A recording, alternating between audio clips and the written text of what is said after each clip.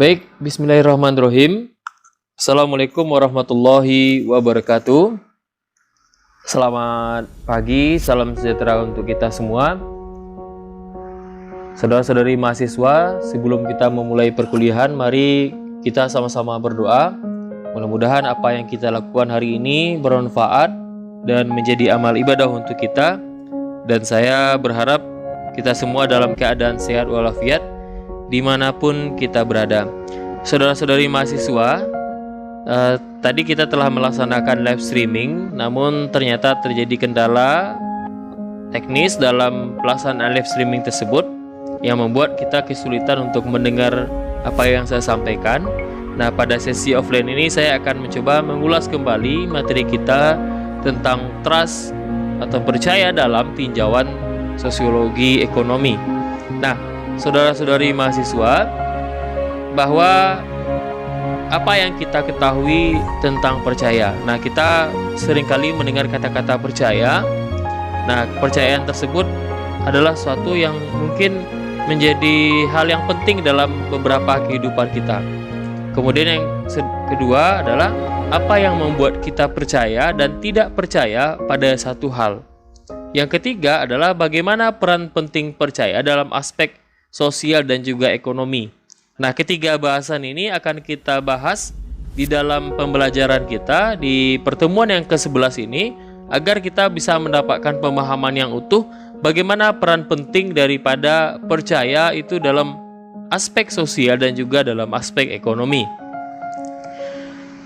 Nah, saudara-saudari mahasiswa, sebelumnya mari kita lihat satu tayangan video yang cukup menarik bagi kita untuk kita bedah bersama-sama arti daripada video yang kita saksikan ini.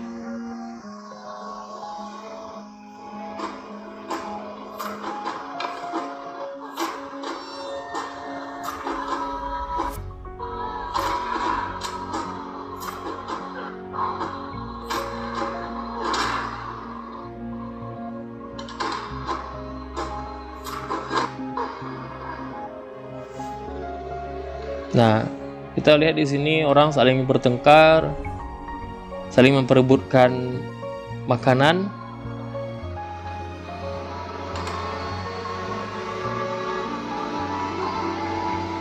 Nah, karena satu tindakan seorang tadi, yang lain mengikuti apa yang dilakukan.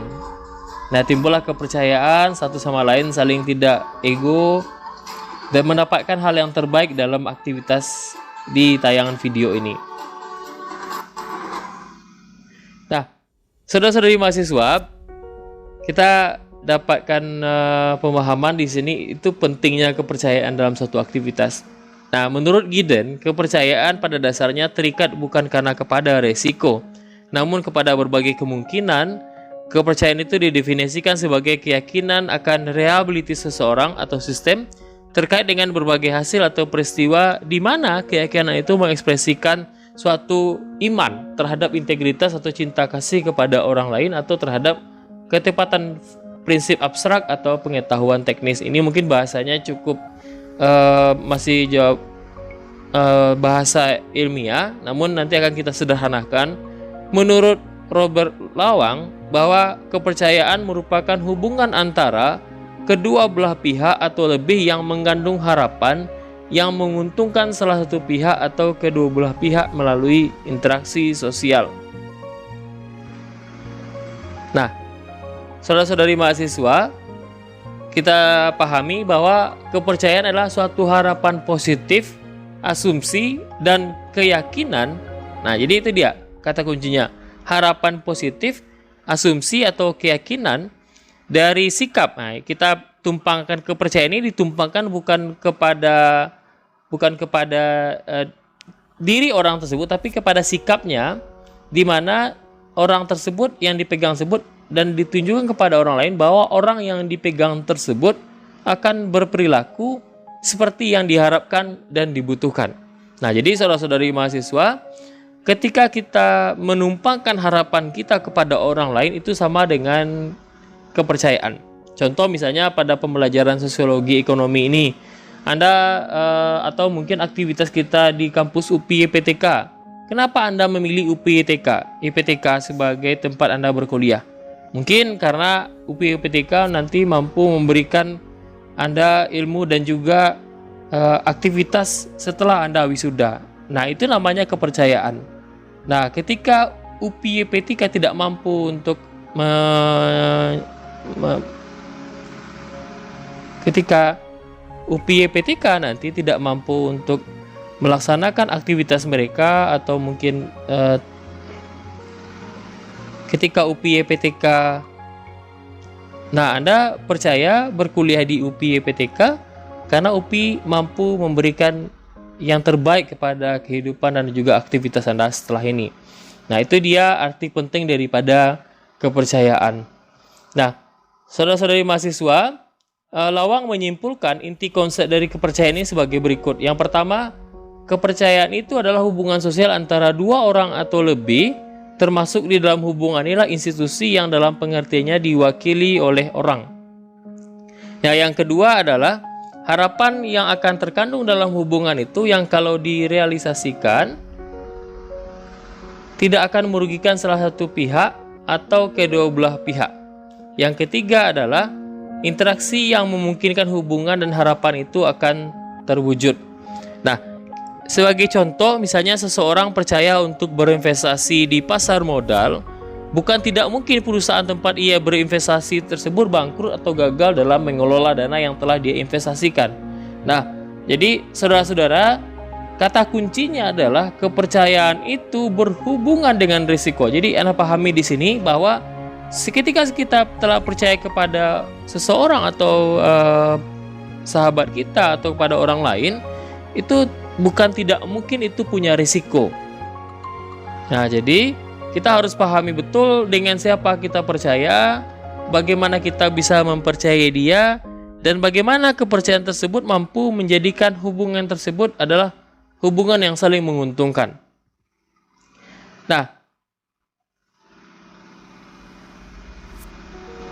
Nah, saudara-saudara, apakah Anda pernah mendengar seseorang yang terlalu percaya namun berujung pada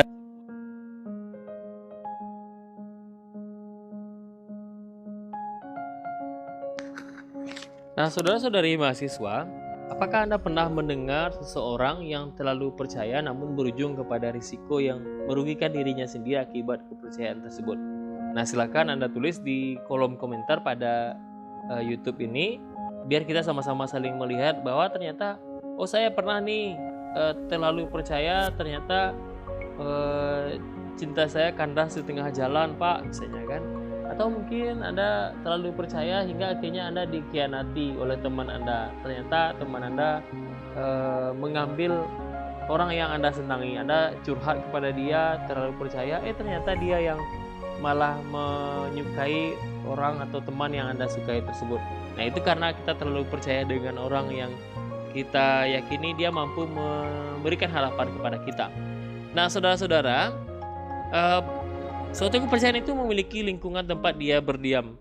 Nah, kita ketahui bahwa masyarakat itu terbagi dua, ada masyarakat modern, kemudian juga ada masyarakat pramodern.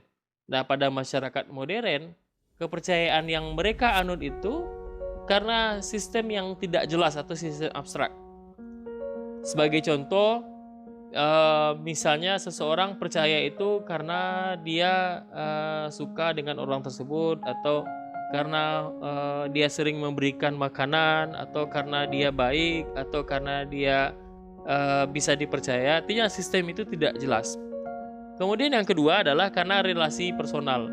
Jadi dalam masyarakat modern, hubungan personal atau hubungan individu dengan individu itu sangat kuat. Yang ketiga adalah karena orientasi masa depan. Nah, seseorang ketika menumpangkan harapannya kepada orang lain, mampu memberikan yang terbaik kepada masa depannya. Pada masyarakat modern, itu adalah orang yang menurut dia bisa dipercaya.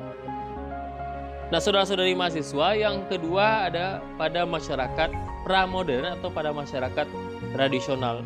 Nah, pada masyarakat tradisional, sistem kepercayaan tersebut yang pertama karena komunitas masyarakat lokal. Nah, yang kedua adalah karena hubungan kekerabatan. Bisa kita lihat di sini bahwa pada masyarakat tradisional, hubungan sesuku, hubungan kekerabatan semenda, hubungan kekerabatan karena berada di jorong yang sama, karena berada di kampung yang sama, itu sangat kuat. Sebagai contoh, misalnya kita merantau kemudian bertemu dengan orang-orang yang satu kampung dengan kita, pasti ada semacam trust yang bisa kita lihat kepada orang tersebut. Yang ketiga adalah karena kosmologi religius. Nah, ternyata agama itu berperan penting membuat orang percaya dengan orang lainnya. Pada masyarakat tradisional, sebagai contoh, ketika orang tersebut berbeda agama dengan orang lain, pasti memunculkan kekurang percayaan.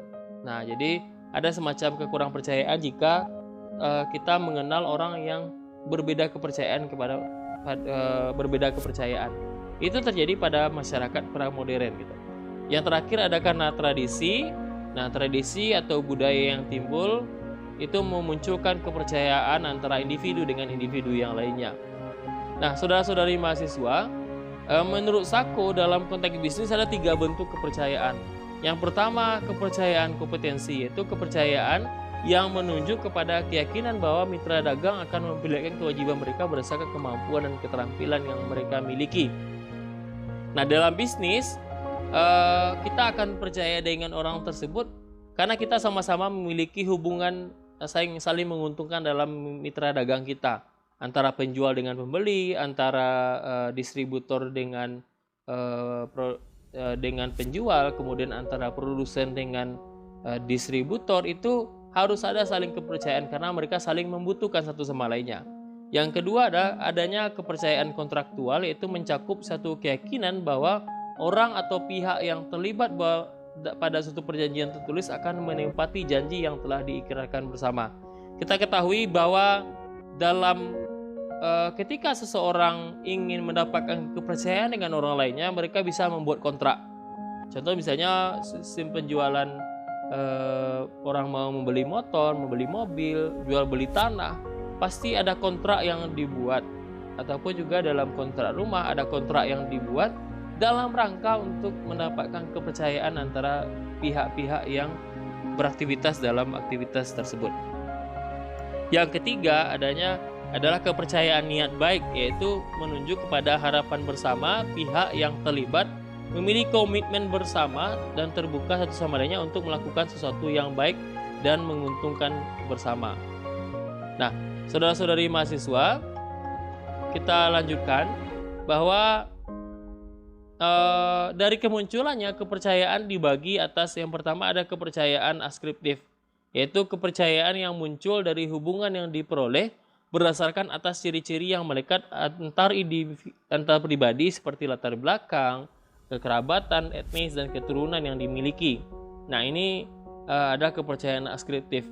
Kemudian yang kedua ada kepercayaan prosesual. Nah, itu kepercayaan yang muncul melalui interaksi sosial yang dibangun oleh para aktor yang terlibat. Misalnya dalam bisnis, kepercayaan dapat diukur dari jumlah kredit atau pinjaman yang bisa diperoleh seseorang. Nah, jadi kepercayaan askriptif ini dan kepercayaan prosesual adalah kepercayaan yang membuat orang itu mau percaya dengan orang lainnya. Itu pertama karena latar belakang tadi. Yang kedua ada hubungan yang mereka bangun. Nah, itu dia kemunculan daripada kepercayaan. Nah, saudara-saudari mahasiswa, faktor terbentuknya kepercayaan itu pertama ada karena kemampuannya, itu keterampilan dan juga karakter. Kemudian kebaikan dalam hati dalam interaksi. Yang ketiga ada integritas, itu sesuai antara perbuatan dengan nilai yang dia anut. Nah, saudara-saudari mahasiswa, bagaimana sih hubungan kepercayaan dalam sosiologi ekonomi? Yang paling jelas adalah kepercayaan itu mampu meningkatkan kerjasama antara individu dengan individu yang lainnya. Jadi ketika kita percaya, itu akan menumbuhkan kerjasama antara kita. Yang kedua adalah percaya itu meningkatkan toleransi terhadap ketidakpastian. Nah, kita ketahui bersama bahwa dalam aktivitas bisnis hari ini banyak hal yang tidak pasti. Kita perlu menumpangkan kepercayaan kepada individu atau kepada orang lainnya agar apa yang kita lakukan ini sesuai dengan apa yang menjadi kita harapkan. Yang ketiga adalah percaya ini mampu mengatasi ketidakpastian dalam aktivitas ekonomi. Nah, saudara-saudari mahasiswa, hari ini di zaman krisis seperti ini banyak hal yang tidak pasti yang bisa kita lihat. Nah, karena kita menumpangkan kepercayaan kepada orang yang bisa kita percayai, itu mampu mengatasi ketidakpastian tersebut. Misalnya dalam bursa saham, kemudian dalam aktivitas produksi, kemudian juga dalam aktivitas yang lainnya, kita perlu percaya dengan orang-orang yang berada di lingkungan aktivitas ekonomi tersebut. Nah, saudara-saudari mahasiswa, perlu saya pertegas bahwa trust is like a paper. Jadi kepercayaan itu seperti layaknya suatu kertas. Ketika once it's crumpled, it can be perfect again. Jadi ketika kertas ini sudah remuk sekali, maka orang tersebut tidak akan bisa dipercayai lagi.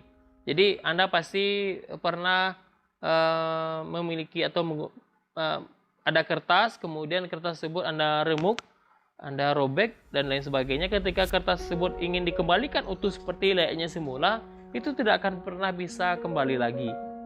Kita gosok sekalipun juga tidak akan pernah licin seperti semula. Nah, begitu dia pentingnya kepercayaan dalam aktivitas sosial dan juga ekonomi. Jadi, saya tegaskan, jangan pernah sekali kita mengkhianati atau membuat orang tidak percaya dengan kita. Kepercayaan itu mahal harganya. Dengan kepercayaan tersebut, orang akan mampu mau dengan kita, yakin dengan kita, dan menumpangkan harapannya kepada kita. Jadi, saya ingatkan kepada kita semua bahwa jangan pernah sekalipun kita mengkhianati orang lain dengan membuat kita tidak bisa dipercayai. Nah, saudara-saudari mahasiswa, terkait dengan tugas yang akan kita laksanakan, tugas PBL ini dilaksanakan secara individu. Apa yang akan kita tanyakan? Yang pertama adalah bagaimana dampak sosial dan ekonomi yang terjadi akibat pandemi COVID-19.